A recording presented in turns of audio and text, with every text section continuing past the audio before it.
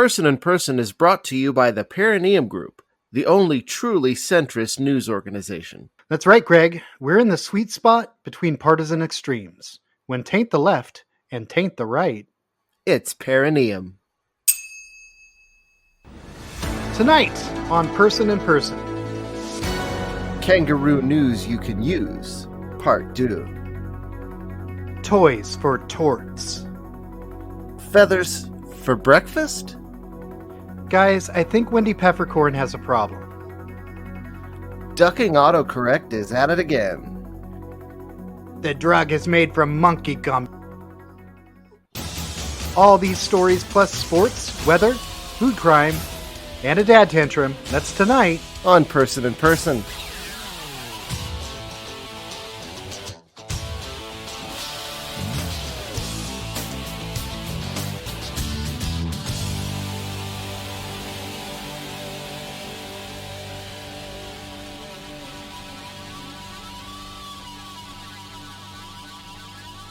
Good evening wherever you are, whoever you are, and welcome to Person in Person. I'm Gene Person. And I'm Greg Person. No relation. Person in Person is a news show for people who don't like news shows, by people who don't like news shows. This episode is going live into our feed mere minutes before Christmas Day, so allow me to be the first to say this to you, valued listener. TGIFAF.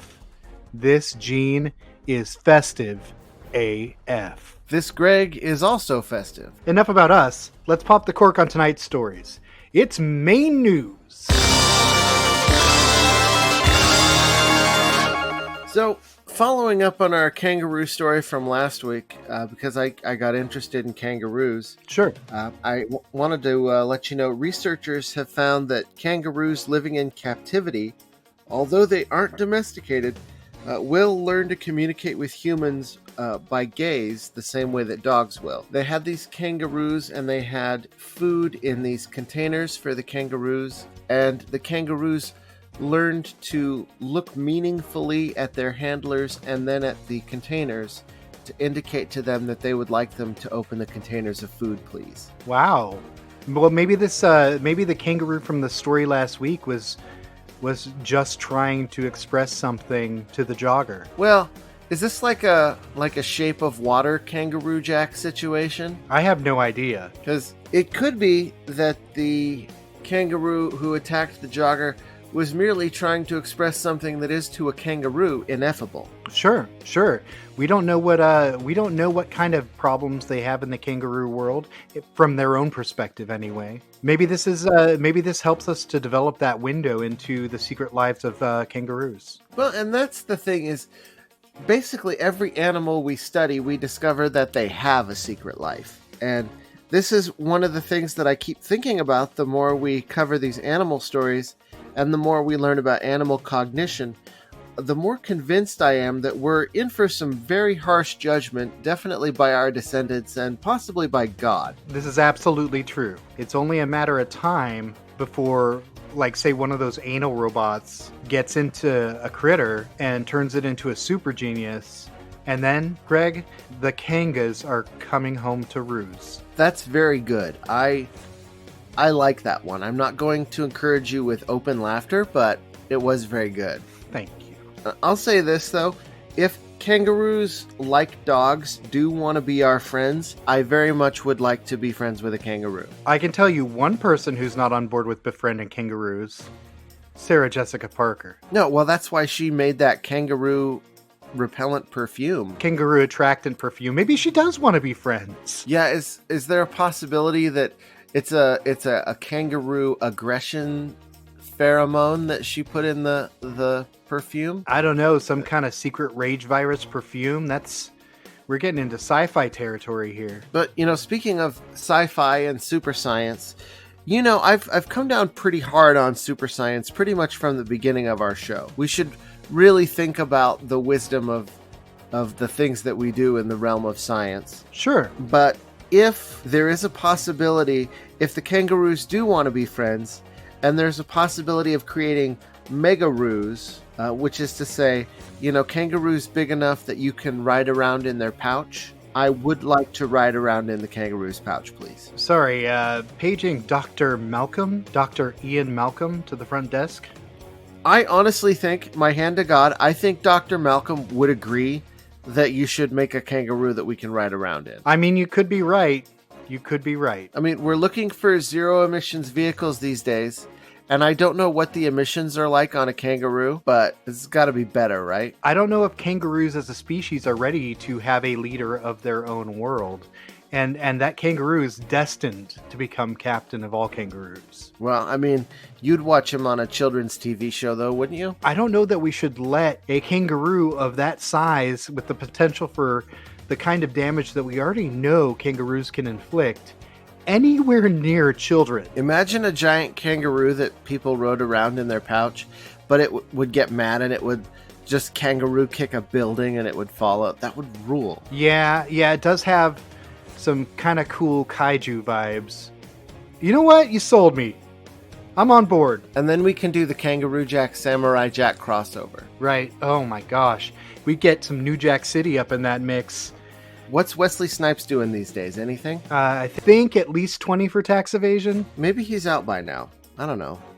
I guess it doesn't really matter. But anyhow, what's our next story? Our next story, parents throw away son's porn collection. David Working, a 42-year-old man from Muncie, Indiana, leveled a lawsuit against his parents for throwing away a gigantic collection comprised of adult DVDs, VHS tapes, sex toys, and other items of a pornographic or sexual nature. None of them was illegal. This was explicitly stated in the suit. Attorneys for his parents argued that it was abandoned property after he left their house in 2017. The collection was valued at more than $25,000. In email exchanges with his parents, his dad argued that he did David Working a favor, lighting $25,000 on fire, in my opinion, is not a favor, even if the heads on the dollar bills were Nina Hartley and Evan Stone. In a crazy awesome turn of events, Working won the lawsuit. His parents are now ordered to pay for the destruction of the collection, now to talk to a certain lawyer about a bunch of comic books I used to own. Kidding, Greg. There's one question that jumps out at me about this story. You say that his collection was valued at $25,000, but was it valued that way by him or by some kind of independent porn appraiser? I am not sure. I have to assume that at least that total was probably him, keeping a tally of everything that he had in his possession. I don't know that he'd even know how to look up a porn appraisal service because he's obviously never heard of the internet. Right? Like, what kind of a psycho still has $25,000 worth of physical media, like, at all, let alone porn? Right. And I'll say this too, is if that's the retail value, if that's what he paid for it, there's no way it's still worth that much. Porn is like used cars. You drive it off the lot, the depreciation is like 90%. Instantly. Sure. That makes sense. You cannot resell porn. You certainly can't resell sex toys. Right. So I mean you can. I just don't think you should. No. That's how we get new diseases. Right. You thought COVID was bad. Wait until the secondhand dildo market really gets going. Yeah, Dildovid is going to be... Dildovid is very good. Thank you. You're welcome. I get the feeling that if these were his step-parents, the punishment would have been a little different. Ew. Oh, hold on a second. I just got to peel off the first 3 layers of my skin. Thanks. Yeah, sure. Go right ahead. Yeah. So there's a material science researcher in Thailand. I'm going to... try not to butcher his name. It's Sorowut Kittibanthorn. Bless you. He is a material scientist who studied in London, and he's working on a way to turn chicken feathers into edible protein. Ooh. So far, and this is a direct quote from an article, prototypes including his take on chicken nuggets and a steak substitute have received positive reviews from some. Have received positive reviews from some is not exactly a screaming endorsement. Right. That's saying if you gave it to 10 people, at least 2 of them said, I can eat this. Right. The thing about this is it's never gonna taste good. Like, we know that. Right. And I don't want to eat the Snowpiercer Soylent Green garbage food, but I basically already do. That's a very good point. We already consume all kinds of processed organic matter. I mean, that's exactly it, you know. And for the most part, we don't ask what's in it. And if we saw, like, the pile of raw materials that our canned goods and our fast food was made out of, we wouldn't want to eat that either. But, you know, you put enough salt and fat and sugar in it and do some food science to it, and voila, it's Taco Bell. It's delicious. Yeah. This is not slamming Taco Bell. I think Taco Bell is one of our crowning achievements as civilization. I ate Taco Bell for lunch today. I haven't had Taco Bell in months because I live like 45 minutes away from the nearest Taco Bell, and it is killing me. I'm sorry. And the thing too is that if capitalism is going to strangle the biosphere to death, which it will, then those of us who survive, we'd better get cozy with the idea of just straight up eating garbage, because Cyborg Bezos is going to be the only one to get the chicken in the year 2050. Yeah, a rotisserie chicken is the 10 pounds of caviar in the not too distant future. Right. We're going to be, you know, when this show is 1,000 episodes old, we're going to be doing food crimes about somebody eating a whole rotisserie chicken to themselves. And it still doesn't tell me which came first. I don't know if I like... you know what? I like it. I've decided I like it. That's good, because I have one more for you. Greg, one night in Bangkok makes a feather burger. You see, this is why I was reluctant to even include this story, because this guy's from Thailand and I knew you would do it. And I have only myself to blame. I really do, because I know what you're like. I can't stop. Can't stop, won't stop. Nope. I'll tell you, you know, the other thing too is going back to the kangaroo story and my general rumination on the sentience of animals. If we get more food per chicken, it means fewer chickens killed, which means we have, you know, fewer chicken ghosts to answer for in the afterlife. So is this a sustainable way of enjoying chicken products? Could we just shear the chickens like sheep? I suspect there's a possibility they might already do that for some of the chicken product we eat. Yeah, and I mean, I can't rule anything out. I honestly don't know where half the things I eat come from. I'll tell you what, eating a feather patty of some kind still sounds more appealing to me than McPlant. They would call it the McFluffy or the McFeathers or some dumb shit like that. Everyone lined up around the corner to get their McTickle. No thanks, I'll pass on the McTickle. Thank you. I'm good. Okay, on to our next story. Woman dives into the ocean to save beer kegs. In Queensland, Australia, a woman's mad dash to rescue 2 beer kegs being swept out to sea during an incredible storm has been caught on video. Storm waters have been hitting the coast hard in Queensland, in some places causing waves as high as 36 feet. Winds at 50 miles per hour. When the rising waters threatened to take away 2 beer kegs, one woman waded into the water to stop them floating away. Dodging debris and thick sea foam, she made it back safely with both kegs. So I know Australia is known as a land of dangers. I'm here in Oregon.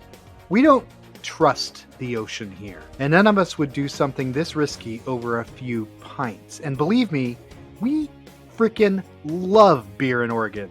Probably more than anywhere in the USA. That's a bold claim, The though. entire microbrew movement started here, dude. We have so many breweries here. The ocean is serious shit. The forces at play scare the hell out of me. If we take little Jean to the beach, I know it's corny, but I don't take my eyes off the frickin' ocean. I've known people who have died in riptides and sneaker waves. Yeah, but this lady's Australian. Right. She's got priorities. A lot of people cheered her effort. I'm not going to lie that there's something amusing about the scenario, but she's pretty goddamned lucky. You can't always see the forces at play in the ocean, and scoff all you want, but it's hard to laugh at when your lungs are full of seawater. Well, you know, heroes get remembered, but legends never die. The creepiest thing about this story, Greg, is that when she returned to the shore, kegs in hand, the kangaroo was still there, watching, waiting. Kangaroo Jack the Ripper does not play. This one is a pretty Australia-heavy episode so far, so let's switch to the other side of the globe. A woman in Wisconsin was going to get tested for COVID, and she texted her dad that she was being swabbed, only autocorrect changed it to stabbed. Ooh. So he couldn't get a hold of her after that. He texted her back and called her, but didn't get an answer. So with no other option, he called the cops. They swarmed her apartment, but fortunately, nobody died and everything was fine. Swatted by her own thumbs. Well, and that's the thing is it a fat thumb problem, or is it, because there's a lot of times that I will type a word that I know is spelled correctly, but it's less common, so autocorrect will try and change it on me. Yeah, this isn't even the worst case of autocorrect malfunction I've seen. Well, and I guess that's my first question is, are we all still fine with machines deciding what we mean to say when the consequences can be this dire? I'm not. I've never been. I turn it off. If I misspell a word because of my thumbs every now and then, so be it. I just think, there's nothing wrong with offloading certain cognitive tasks. I'm not one of these people that you get pissed off that everybody uses calculators. There's nothing noble or edifying about doing multiplication in your head. No, that's not why I turn it off. I get frustrated when it keeps trying to change what I am typing. Well, you want to have a real bad time. When I was studying Swahili, I had the Swahili predictive text and the English predictive text on my phone at the same time. Oh, wow. So I would get some real wild recommendations from the... But yeah, I never use autocorrect. I use predictive text, but I never use autocorrect. Same. I do the same thing. Because I think we should be very careful about offloading the job of our self-expression. I completely agree. And that's really the sticking point for me is I intend to use the words that I am typing actively. I don't need someone mixing things up after the fact. In my case, I actually think it would probably be okay if I did use autocorrect, because honestly, I don't really have anything that important to say to anybody. And if I did text anybody that I was being stabbed, I would get, "Oh, that sucks, LOL." And that would be about as frantic as it got. I mean, I might not say LOL. I might just send, "Seriously?" LOL, crying face emoji, knife emoji. No, I'd probably type back, "I think you meant swabbed." Probably anything other than, because I wouldn't just, if I was being stabbed, I wouldn't just text you about it. Right. That feels like a weird.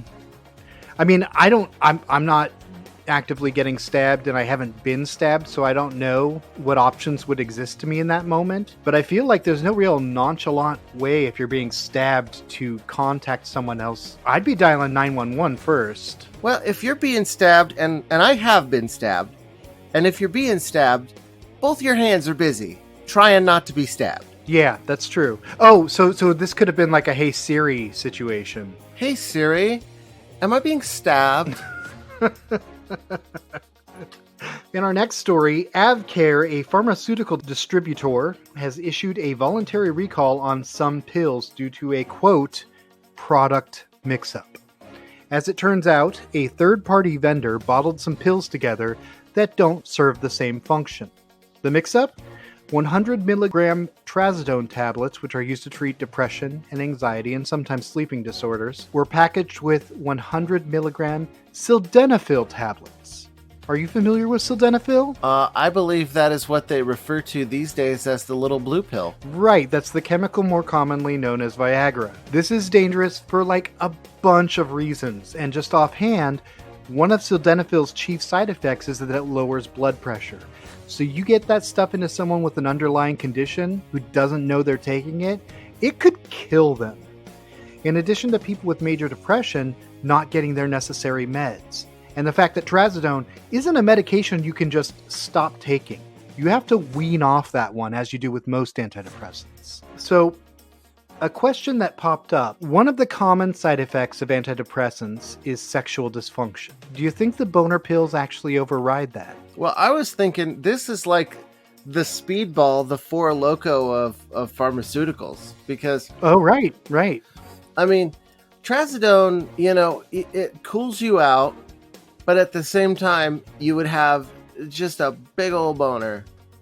And Right, but one of Trazodone's chief effects is that it knocks you out too. It's heavy on the drowsy scale, so I'm wondering if that boner is even going to do you any good. well, you ever heard of doing it asleep style? I never have. Well, see, that's where you wait until you're dead asleep, and then you have your woman go to town on you without waking you up. I tried it once. Did it work? No idea. So you fall asleep, and then your woman sneaks off to town. Yes, that's it. She leaves town, and she calls you 3 days later to let you know she's in a different town.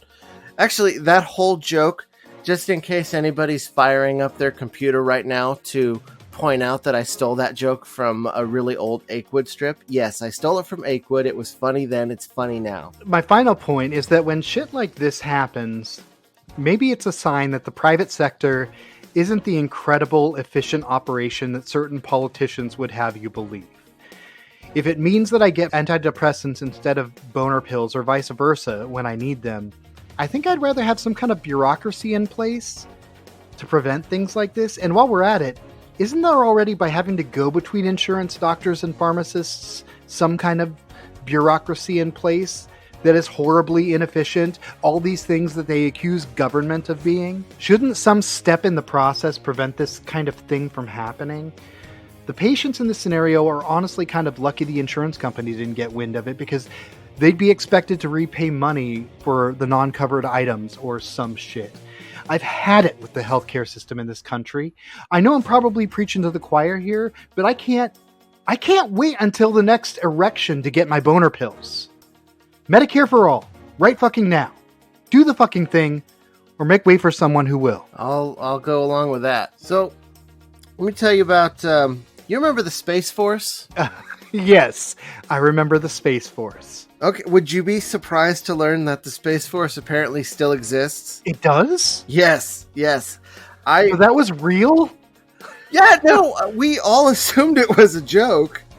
But I wanted to talk about this story mostly because it featured the Space Force. A senior airman in the Space Force was demoted to Airman First Class because he blew off physical training to go get a PS5.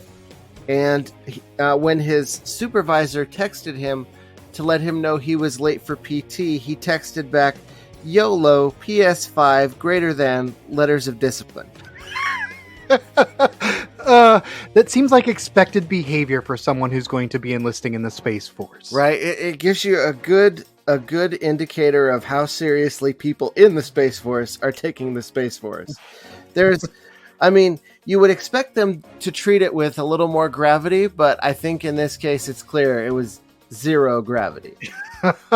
Hey, who's calling the pun police now? Okay, well, speaking of the pun police, we can all agree that the airmen in the Space Force should be called spacemen, right? I think it's a good moniker, but I read a story just yesterday that they went with Guardians. Yes, I read that too, that they're not soldiers or sailors or airmen, they're guardians. So they lifted that directly from Guardians of the Galaxy. If you've seen the Space Force logo, it is the Star Trek logo. So we're all living in some crazy sci-fi comic book universe right now. Yeah, well, except that the one thing that they lack in the Space Force is... It's a PS5. Yeah, well, not anymore. I mean, that guy... Well, that's the ironic thing, is he probably couldn't get one. Oh, that's true. They're, sold out everywhere. The funny thing is, I think he'll do more good with a PS5 than he ever will in the Space Force. I mean, in general, just sitting a guy down with a video game system is going to be more productive than enlisting him in an imaginary branch of the military, yeah. Right. So, here's the thing. When I learned of this story, I started to go down a rabbit hole, which I have not completely emerged from yet, because I needed to answer the question, since they're definitely not going into space, right, and there are no forces in space, what is the Space Force doing? I looked around on their website for a really long time, and couldn't find any actual answers to that question. So, I am going to look. I'm going to try to find at least one thing that the Space Force is actually doing, and I'm going to hit you back with that next week. Nice. I mean, keep me posted or don't. It really doesn't literally could not affect my life less in either case. Right. I mean, you'd be better off finding out what the Space Marines are doing in Warhammer than the right, because I can actually use that information for something, and it probably actually means something to someone, not to me. Ontario, Canada. Lori Pringle of Hamilton was fed up. Porch pirates had been stealing packages, so she made a package of her own. Lori packaged up a heaping helping of poop into the box and left it. Within 40 minutes, the box was stolen. She even caught the act on video using her Ring doorbell camera. I'm all for vigilante justice of this sort. So let's be clear, I feel like this is a case of natural consequences. It's not like this was just some guy shopping for groceries at Meijer. I feel like pranking is the way vigilante justice needs to go. Maybe if we do end up defunding public safety departments across the country, we can divert the funding into pranking safety departments. I'm no big fan of the PD, but I love some PD if you know what I mean. So, you did briefly reference it just a minute ago. The story from our first episode about the guy shitting in the box at the supermarket, the Meijer.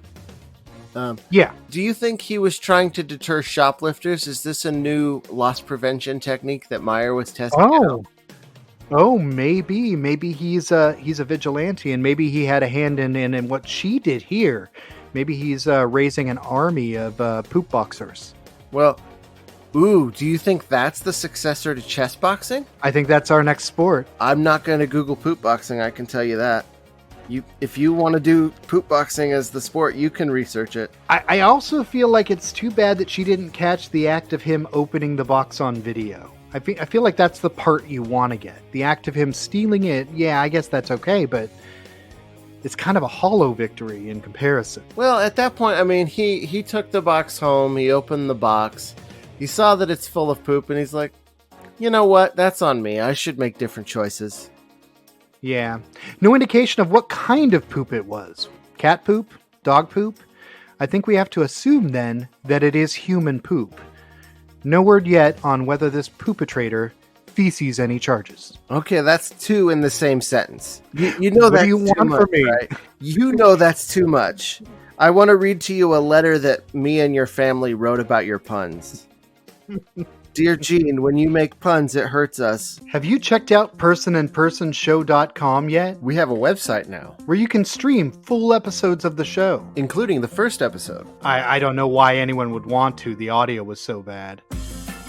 But the dinosaurs are so good. You can also check out blog posts Greg and I have made. Like my list of the best stuff, my list of the worst stuff, Gene's touching essays about the holidays of youth, and Greg's equally touching recipe for the perfect BLT. You can also vote right now for what you, our listeners, want to be called. Person people, Personae, personal army, or suggest your own. Voting closes New Year's Day. Anything else you want to mention? I'd like to mention socks. Oh, are you writing an article about socks? No, Greg, but they feel damn good on my feet. There is no Jerry on the website. We have complete creative control. And we promise Gene's weird fixation with socks won't be on there either. I have complete creative control. So if you like Person in Person, or socks, or censorship of sock-related content, visit today, personandpersonshow.com. That's personandpersonshow.com. The only news website by persons for persons. Now for the emotional weather. Our three emotions this week: merry, scary, and wary. I've chosen for merry this week a story out of Topeka, Kansas. A man was arrested while driving drunk. Nothing shocking there. Gil is from Kansas, and she says drinking while driving is a favorite pastime of some of the folk out there. But this man, Dalton Hunt, wasn't just country cruising. He was on US 75 with a riding lawnmower. Dalton, I guess, decided to celebrate the holidays a little early.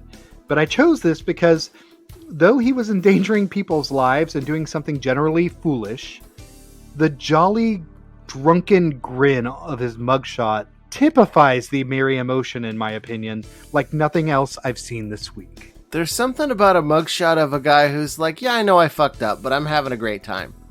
Right. that just warms my heart. It really does. So Yeah, it's pretty great. now I will say this is your second drunk driving story in as many weeks. So is there anything you want to talk about? What do you mean? I literally cannot drink alcohol because it will make me break out in hives. Oh, yeah, that's right. Listeners out there in podcast land, just recently, within the past few weeks, your boy Gene has developed an allergy to alcohol. Yep. Which is really unfortunate for him. Yeah, I mean, I'll deal with it as best I can. Well, there's always trazodone. Just make sure you don't get them mixed up. That Viagra is going to give you a whole new set of problems. Now, for my merry emotional weather, I want to tell you about Tyler Kamholtz, age 18, from Wisconsin. He's a legend.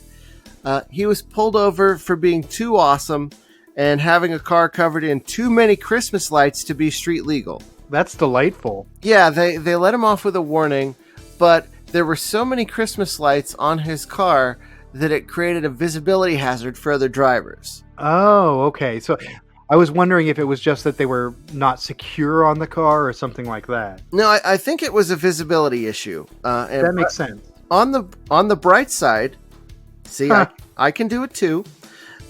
Since he got famous, he's been asked by his local neighborhoods and nursing homes to cruise by and spread a little Christmas cheer. Aw, that's nice. When you're 18, you're such a dirtbag, and I remember I was 18 and I was a dirtbag. Same here. It's nice to see an 18-year-old who's like, I just want to do something fun that people will enjoy. Yeah, spread the Christmas cheer. Which leads me to my chosen story for Scary. On this fine Christmas, I've chosen none other than Santa Claus, who visited an aged care home in Belgium and went on to infect 14 staff members and 61 residents with COVID-19. That's right, St. Nick is a super spreader. And to think our government would have vaccinated him for free. I guess there's nothing else to say, but thanks, Obama. So, he infected 14 members of the staff? Yes. That is quite a staff infection. Oh, I love it. I love it. You are diving in with both feet, pal. Don't get used to it. I'm in a punny mood tonight, and I'm going to ride that wave. And if I never do it again, then you'll at least have this. Yeah, well, I will treasure this memory forever. At least you didn't spread dildovid-19. No, you don't want to talk about dildovid and spreading in the same sentence. Now, my scary emotional weather comes from merry old England, where a lady named Lynn Whitfield discovered a secret basement chamber full of ancient books and locked trunks in her house. In 2020, that is... It's not a great sign, no. No. And in fact, multiple comments on TikTok pointed this out, that it is very bad news for her and probably the world as a whole. Yeah, I know a lot of stories that start that way, and none of them end well. She's going to have some appraisers come over and see how much they're worth, and presumably how many of them are bound in human skin. Right. You'll know that they've started to read them when the earth opens up and disgorges the horrors of hell. Right. When the Eldritch ones come, we know the deed is done. We're going to say, thanks, Lynn, instead of thanks, Obama. Right. Although, actually, we probably will still say thanks, Obama.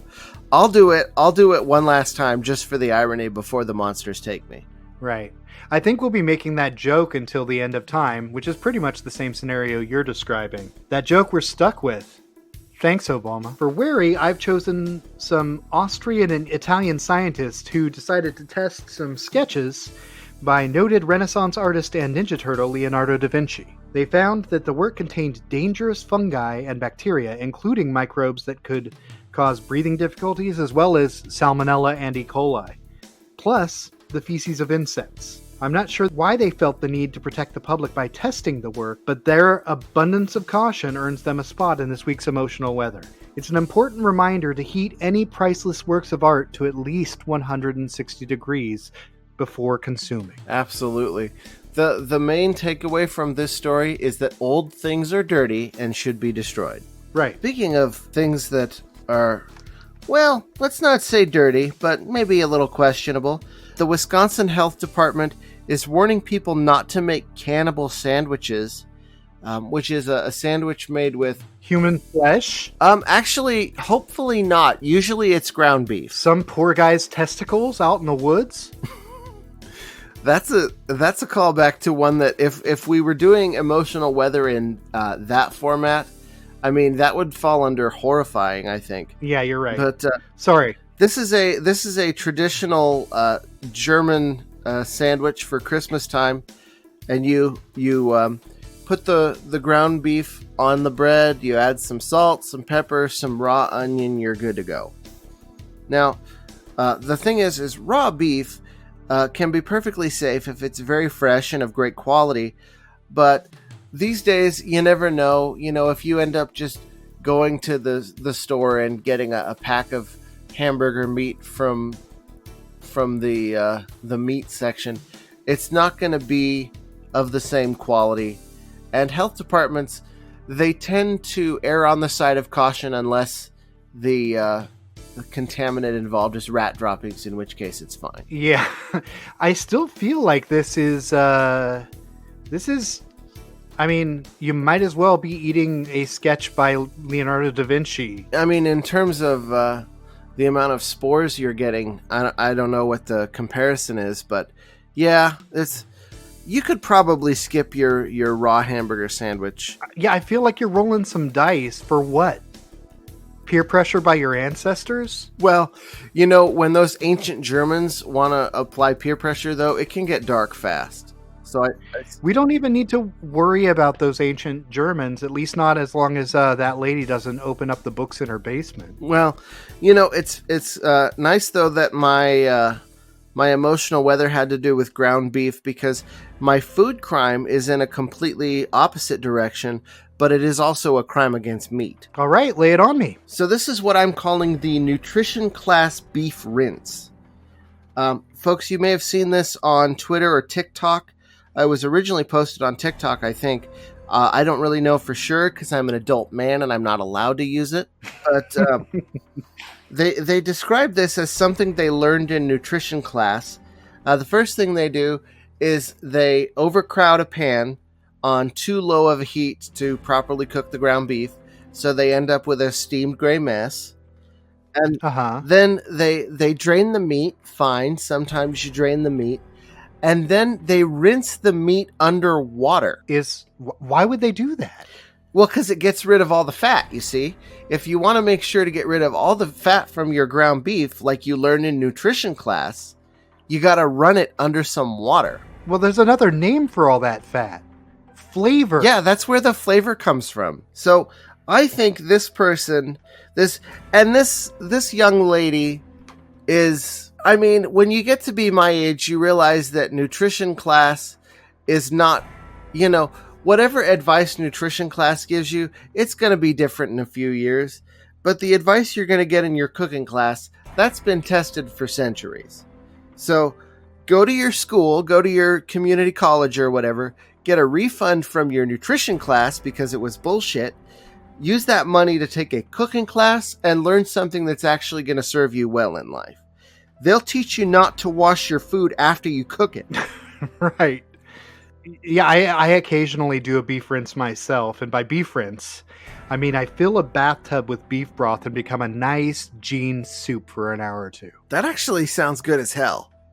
Like, no lie, if I could afford to buy enough beef broth to fill a bathtub, I would. I'd like to do a horse broth rinse at some point. Well, a horse is that's the only thing you're going to get enough bones that, you know, you could make a nice stock in the bathtub. Yeah, to get all of that, I'd probably have to move to Hungary, but... Well, you wouldn't be hungry anymore after you had your horse soup. Ah, there he goes again. I'm on fire. And normally I would recommend some kind of a punishment for this kind of crime against food, but the punishment was in the eating of this dog food. Sure. This young lady suffered enough. I can only hope that at some point she gets the help she needs.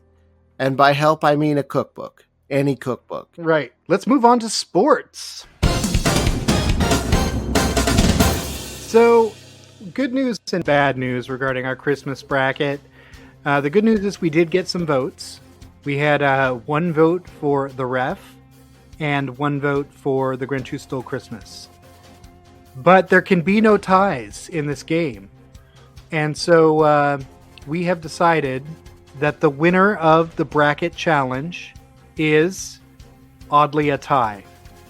Gremlins! Gremlins and Gremlins 2 have won the Best Christmas Movie challenge. Now, I know you may say they weren't actually in the final bracket. But here's the thing. This is very on brand for Gremlins because that's what they do. Gremlins are makers of mischief. They are disruptive. It's like the ancient proverb. Man makes a plan, God makes a gremlin. So to have these gremlins come in and swoop up the top spot when they didn't even make it to the final bracket is very much characteristic of Gremlins. And all decisions are final. This is probably going to be the last bracket we have for a while because we're just not seeing the kind of response we want to see on them. That's not on you guys. That's on us. Yeah, we were maybe a little bit big for our britches, thinking that we could get a lot of engagement from our audience of 15 people. Yeah. We love you guys. We do, very much. We want to hear from you. We really do. We're so lonely. What's our featured sport this week, Greg? Well, I want to tell you about a sport that's popular in Bangladesh, Nepal, and several states in India. It's a traditional game called Kabaddi. It's actually the national sport of Bangladesh, and it's pretty simple.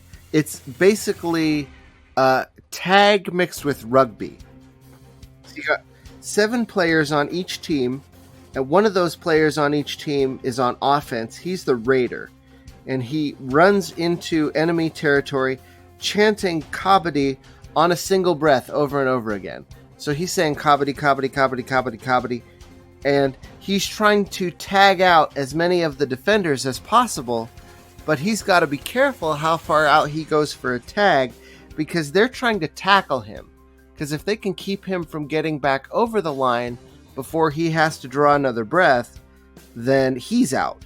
Now, the scoring system is a little bit more complicated than that. There's ways to get more points, but that's a little bit more time than we have to detail, but it's also not hard to learn. Right, this is the first breath-based game I think we've ever had in our sports segment. And you can definitely tell it adds an intensity to it because you know that you don't have all that long over the line in enemy territory. So you come in with a strategy, the defenders have a strategy. You would think that the game would be very simple, but the level of coordination it requires is really impressive. Because if you watch this game, you see the defenders, they all hang back, and then as one, when they spot that weakness in the raider, they surge forward. It's a really great game. It's very easy to learn, and it's really fun to watch. I would say that this definitely is on the tier of the very best sports. Because it has the quality that I think all great sports have, which is that, people of all levels most levels, let's say, because I couldn't do it, of ability and conditioning could play it, but to see the very best players play it, as I have done in the last couple of days watching highlights and matches of Kabaddi, it's a really great game. And It's wonderful to see when it's played at its very best. So it's Kabaddi, if you'd like to Google it and learn more. Along with hurling is, I would say, we're on a hot streak of really good regional sports right now. Until next week when I take on the next sport. Well, I mean, let's see what you come up with if you want to do extreme ironing or... Well, you already did extreme ironing. Never mind. Right. It's going to be water Kabaddi. Up the required skill. What do you think? That might be a little too intense.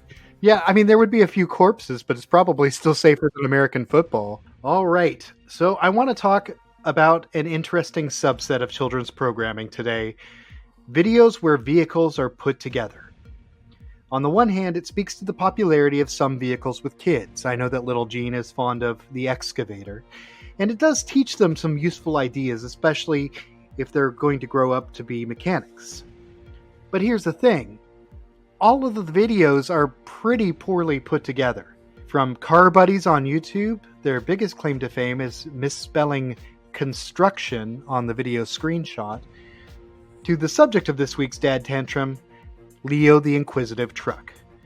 Leo is perhaps the most popular and easiest to find of this genre. The videos are all mercifully pretty short, some of them as short as 2 minutes. There is a notable improvement from Season 1 to Seasons 3 and beyond, but I do have some observations. The production company is, I think, Russian. In the opening logo, Leo is next to a block covered with what looks like Cyrillic letters. Some of the vehicles, therefore, look vaguely European, so I guess training the children of the future to be specialty mechanics, depending on where you live. Well, that's good money to be made in specialty mechanics, though. Sure. I'd also recommend to the producers to pick one voiceover artist and stick with them.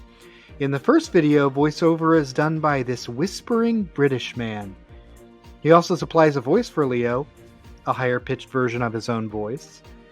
In subsequent videos, the voiceover is female, male, definitely all different people, until suddenly the whispering Brit is back. Then he's gone again. It's too much. The running bit in Leo the Inquisitive Truck is that one part is always missing, so Leo has to go and find it. I have a feeling they do this just to make the videos longer. But the videos already managed to make 2 or 3 minutes feel like a pandemic hour, in sheer terms of just fighting boredom and desperately trying to stay awake to anyone who isn't 2 years old. Just have the parts ready to go. Are there worse things kids could be watching? Sure. But unless you're a glutton for absolute torture, I recommend steering clear of Leo and his ilk. Or at least practice demonstrating some other assembly skills before you watch, such as showing Junior how to assemble a very strong cocktail. Well, mixology, that's another one. When you get up to the higher tiers, that's a career, For sure. Our final segment tonight, as every week, is Person to Person and Person, where we share your valuable feedback with our audience. This week we've got an email, which reads, "Hello, Gene and Greg. I heard on the show that there is email about my voice. Make sure they have the address to send it my way. Little Gene is your biggest fan. Love always, Gil. P.S. I'm mailing Greg a hummus and jelly sandwich since he seems so interested. Hope you enjoy." And Gil has sent this from her email address, gil@gmail.com. Nice. So, this is me being replaced, isn't it? Gil's going to become the new co-host, and I'll be the Jerry. And then Jerry will just put in the garbage can where he belongs. I'm not replacing you. Don't worry about that. But Gil wanted to continue participating, and so we'll have her on from time to time.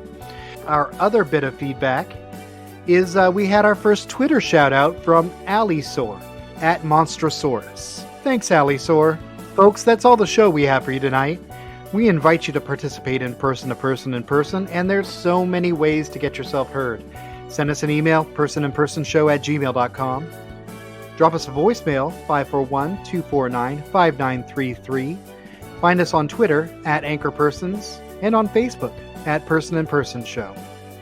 Find us on your favorite podcatchers. Please subscribe, review, and rate the podcast, or simply tell a friend. And visit the website, personandpersonshow.com. Until next time, this is Gene Person saying you should always end a comedy set with a callback. And this is Greg Person saying, don't spread for Dildovid. Good night.